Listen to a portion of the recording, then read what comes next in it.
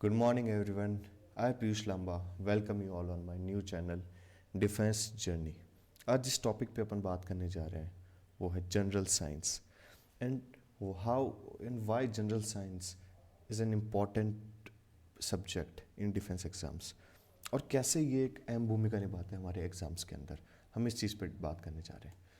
So let's start with my introduction.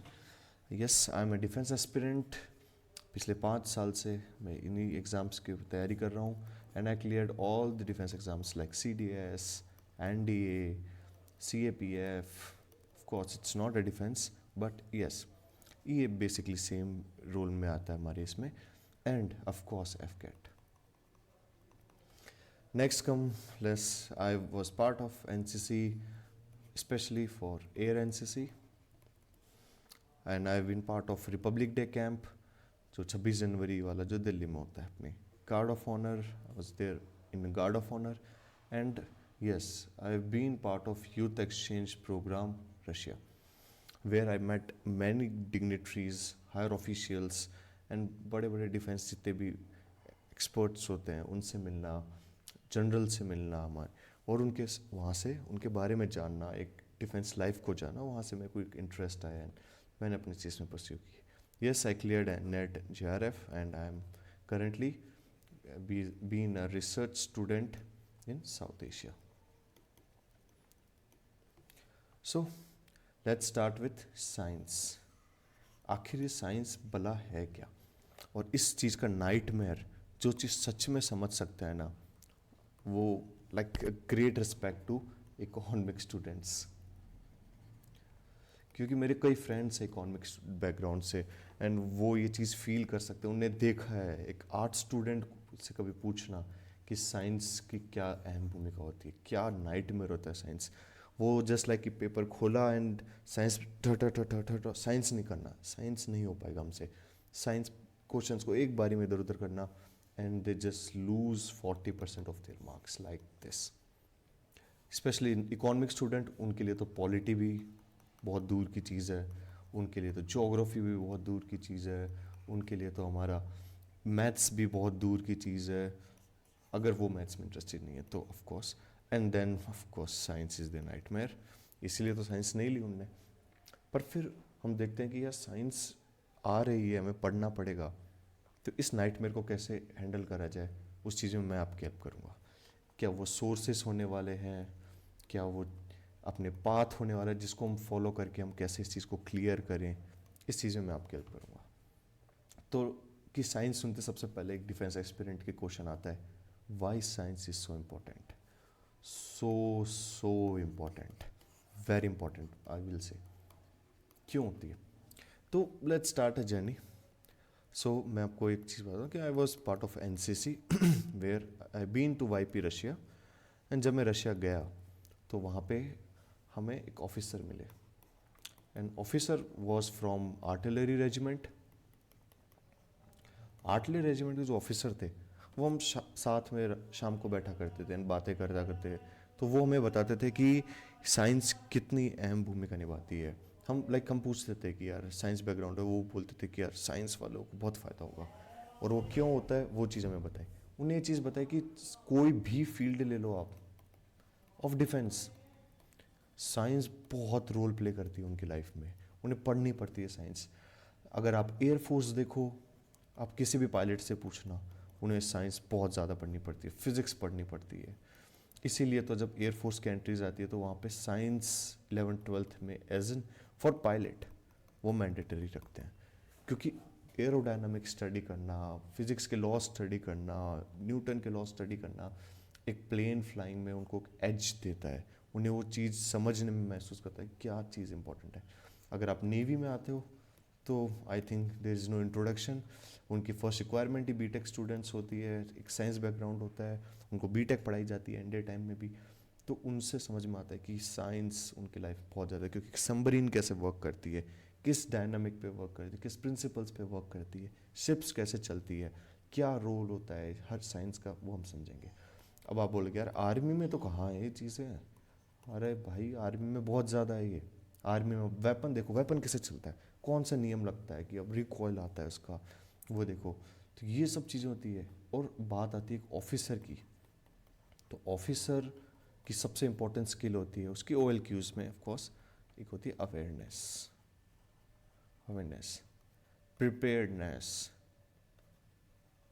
और ये skill कब आती है? जब आप हर चीज़ से अवगत होते हो, आप हर चीज़ को जानते हो। और वो कैसे? मानो कि एक ऑफिसर है, वो जंगल में गया अपने मैन के साथ, अगर उसे साइंस नहीं पढ़ी होगी तो उसको यही नहीं पता होगा कि ये प्लांट्स क्या है, कौन से, मतलब ये प्लांट को अगर हम काटें तो ये कौन सा पार्ट होता है उसका, कैसे वर्क करता है, हम किन चीज़ों को खा सकते हैं, बैक्टीरिया कैसे होते हैं, बैक्टीरिया अगर हो हम उससे हमारे कौन से डिजीज़ होते हैं, विटामिन की कमी से क्या डिजीज़ होंगे, वो अपने मैन की देखभाल कैसे कर पाएगा, क्योंकि एक ऑफिसर ही उस एक सोल्जर की फैमिली होती है। तो एक ऑफिसर की लाइफ में अगर आप साइंस रोल प्ले करते हो तो वो एक कॉन्फिडेंस बिल्डअप होता है कि उसको सब चीज़ पता है। एंड ऑफ कोर्स ये बहुत इंपॉर्टेंट रोल प्ले करती है। दैट्स वाई साइंस बहुत इंपॉर्टेंट रोल प्ले करेगी और हमें इसी चीज़ को पढ़ना पड़ेगा। साइंस को सिर्फ और सिर्फ एग्ज़ाम पॉइंट ऑफ व्यू से मत देखना, क्योंकि अगर ये देखोगे तो आपको लगेगा कि यार ठीक है साइंस को हटा देते हैं और पेपर क्लियर हो जाएंगे। नहीं, या आप ये देखना कि एग्ज़ाम से तो बच लोगे आप, फिर SSB में वहाँ पे भी क्वेश्चन आते हैं, फिर आपकी पूरी लाइफ अगर आप ऑफिसर होगे तो आपको साइंस बाद में पढ़नी पड़ेगी। तो इसी चीज़ की इंपॉर्टेंस से हम पढ़ेंगे साइंस के बारे में। फिर आता है सेकंड क्वेश्चन, सोर्सेस, और यहीं से डाइवर्जेंट व्यूज स्टार्ट होते हैं। कोई इधर जा रहा है, कोई उधर भाग रहा है, कोई ये किताब उठा रहा है, कोई यूट्यूब चैनल को फॉलो करके बोल रहा है कि 8-10 मेरे नोट्स पढ़ लो और ये पेपर क्लियर हो जाएगा, आप एक दिन में सारी NCERTs क्लियर कर लो, 2 दिन के अंदर सारी लूसेंट क्लियर हो जाएगी हमारी, and you are like god of science. And ऐसा नहीं होने वाला। UPSC वाले पागल नहीं हैं, उनने साइंस को अगर रखा है तो वो सिर्फ ल्यूसेंट पढ़ने के लिए नहीं रखा, पाथ फाइंडर को देख के नहीं रखा उनने।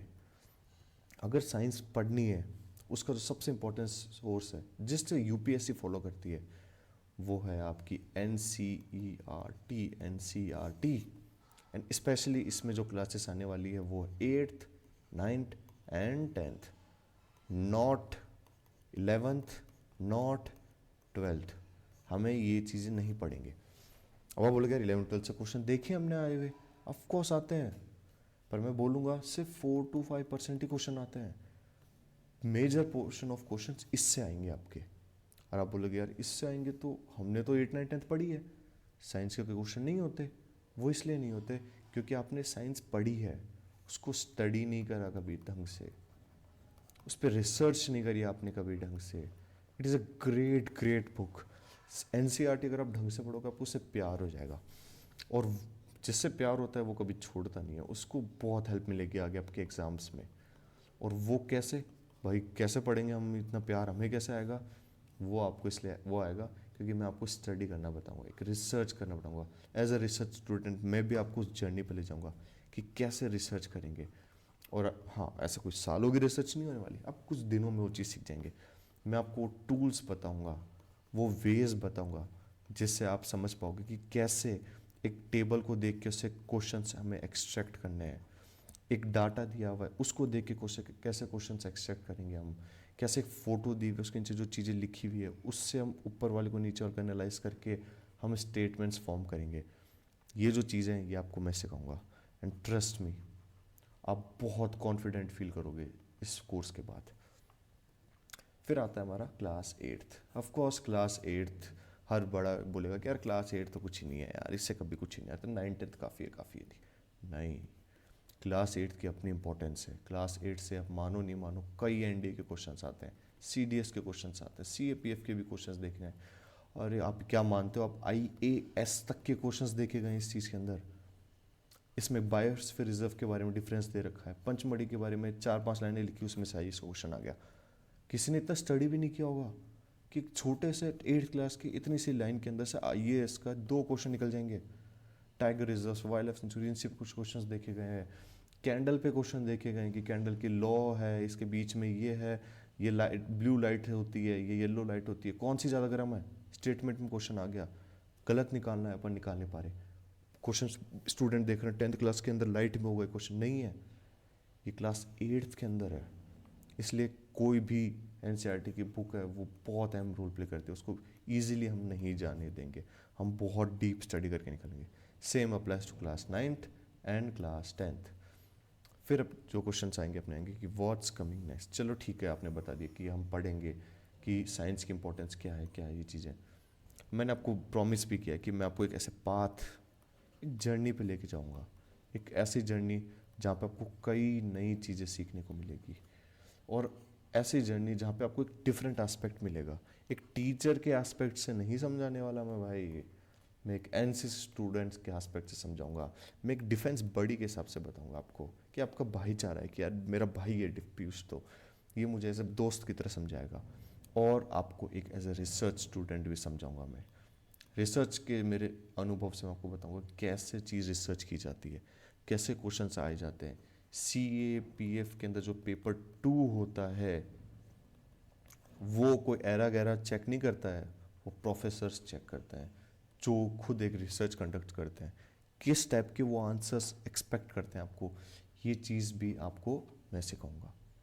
तो आने वाली चीज़ क्या है, व्हाट्स कमिंग नेक्स्ट, आने वाला है एक कोर्स। कोर्स किस चीज़ का, साइंस का। और साइंस के कोर्स में क्या होने वाला है, साइंस का कोर्स में पहले आएगा हमारे क्लास 8 स्टडी करेंगे हम, फिर हम क्लास 9th करेंगे, फिर क्लास 10th करेंगे। क्लास 8, 9, 10th हम उसमें बाइफरकेट करेंगे फिजिक्स, केमिस्ट्री और मैथ्स को। फिजिक्स, केमिस्ट्री एंड बायो को लेके। और ये अपना एक पाथ होने वाला है। अब आप बोलेंगे यार पीयूष तुम में क्या डिफरेंस है, मतलब ठीक है, हम बोलें कि भाई क्या डिफरेंस है कि हम और यूट्यूब चैनल्स में और तुम्हारे में क्या डिफरेंस है। जो डिफरेंस मिलेगा ये कि जब अपन एक एनसीईआरटी को स्टडी करते जाएंगे, तो उस एनसीईआरटी की स्टडी में मैं आपको बीच बीच में बताऊंगा कि ये PYQ आया हुआ है, इस पैराग्राफ से एक PYQ आया हुआ है, और इसी पैराग्राफ से ही क्यों आया हुआ है, ये चीज़ भी मैं बताऊंगा। और मैं ये भी बताऊंगा कि ये PYQ जो इस तरीके से आया हुआ है, उस टाइप से और किस पैराग्राफ से क्वेश्चन आ सकते हैं, हम ये चीज़ भी स्टडी करेंगे। और इन चीज़ों के बाद मैं आपको दूंगा उसके कुछ नोट्स जो आपको हेल्प करेंगे ऑफ कोर्स।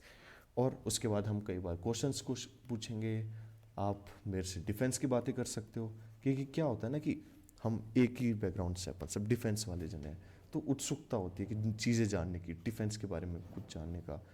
तो इतने साल डिफेंस के साथ टच में रहकर, बड़े डिग्निटरीज से मिलके खूब सारी मेरे पास स्टोरीज़ है, और I will definitely guarantee you कि you will love the stories, you will fall in love with defence. वो यूनिफॉर्म, वो ऑरा, वो चीज़ को मैं आपको और अच्छे से फील कराऊंगा। And with this journey you will fall in love with of course defence. And that's all.